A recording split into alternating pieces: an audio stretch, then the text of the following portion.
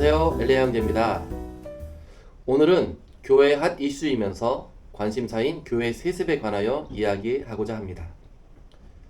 최근 한국 명성교회의 세습 문제와 관련하여 교회 및 교단 그리고 사회적으로 매스컴에 오르락내리락 하면서 교인과 비교인들 간의 교회 세습과 관련하여 매우 유감스러운 뉴스와 기사가 전해졌는데요.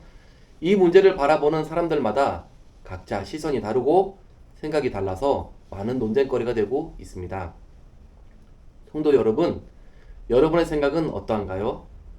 부모님이 개척한 교회를 자녀에게 세습하는 것이 옳다고 생각하시나요? 아니면 잘못됐다고 생각하시나요? 관심 없다 여기시는 분들도 물론 있으시겠죠? 대표적으로 이번 세습과 관련하여 명성교회의 세습 문제가 교단 헌법상 위법하다고 여겨서 교단에서는 아들 김하나 목사에게 편법 세습을 규탄하고 위법임을 판결하며 김하나 목사 세습을 인정 또는 승인하지 않은 상태인데요. 이 문제가 명성교회 관계자분들과 교단 간의 상반된 주장으로 인해서 지금까지도 대립하고 있는 상태입니다.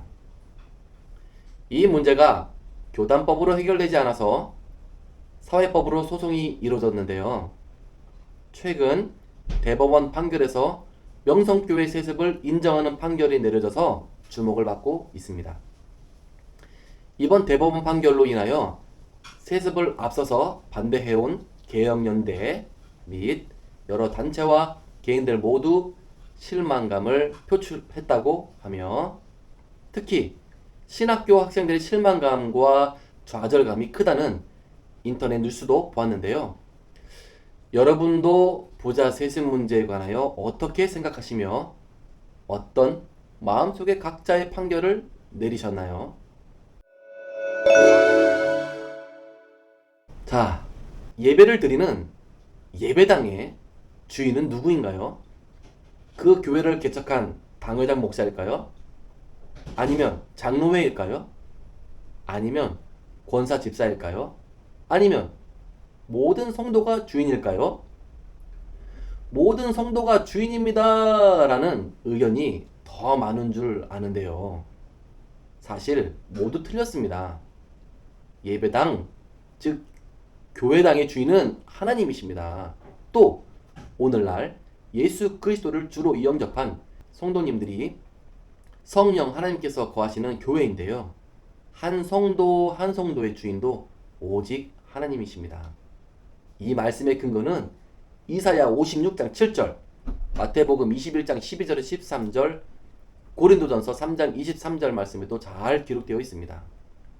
저는 이번 세습 문제가 발생하고 얼마 있어 이 문제를 가지고 하나님 앞에 나아갔습니다.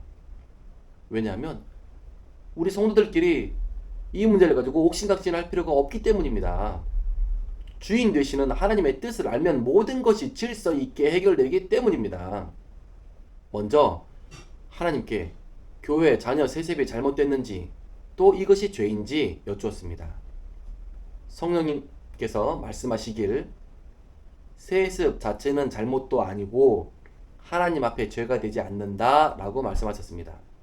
그렇다면 세습도 죄가 아니고 잘못도 아니니 명성교회 세습이 옳다는 얘기냐고요? 아니죠.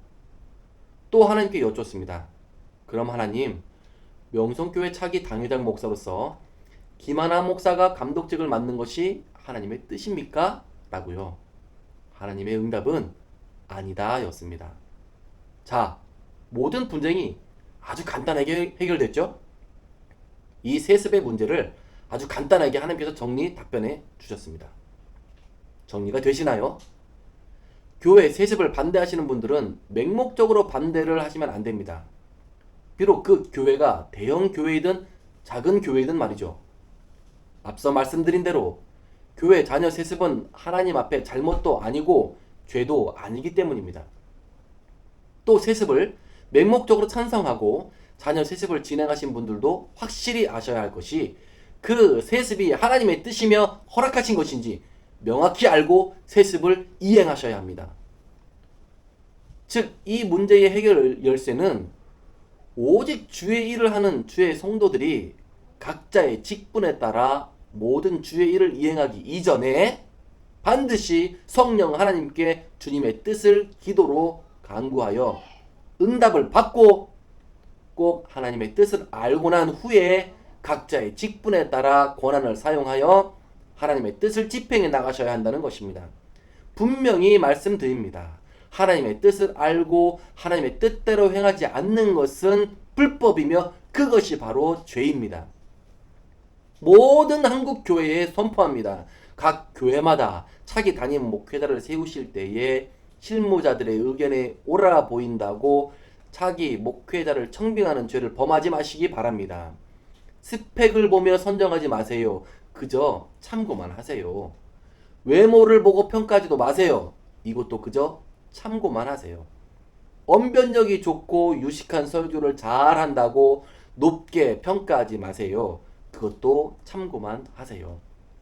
설교는요, 누구든 열심히 공부하고 약간의 재능만 있다면 성직자가 아니더라도, 비록 성직자가 아니더라도 훌륭해 보이는 설교를 할 수 있습니다. 하나님께서 택하시고 세우시기를 원하시는 기름 부음 받은 자를 세우시지 않는다면 앞으로 한국 교회는 유럽과 미국과 같이 점차 쇠락해질 것입니다. 즉, 진리는 있지만 성령이 없는, 훌륭한 말씀은 넘쳐나지만 정작 역사하시는 성령은 없는 그런 형태로 서서히 변모해 버릴 것입니다. 우리가 이 땅에서 하나님의 뜻을 알고 주의 일을 한다면 이러한 불필요한 소모전도 또 분쟁도 분란도 일어나지 않을 것이며 겪을 필요가 없는 사랑이 충만한 아름다운 예수 그리스도의 공동체가 될 것입니다. 하나님의 뜻을 아는 일에 전심전력을 다하셔서 하나님의 뜻에 따라 교회를 이끌어 가시길 부탁드립니다. 이것이 가장 기초이며 가장 핵심입니다. 시청해 주셔서 감사합니다.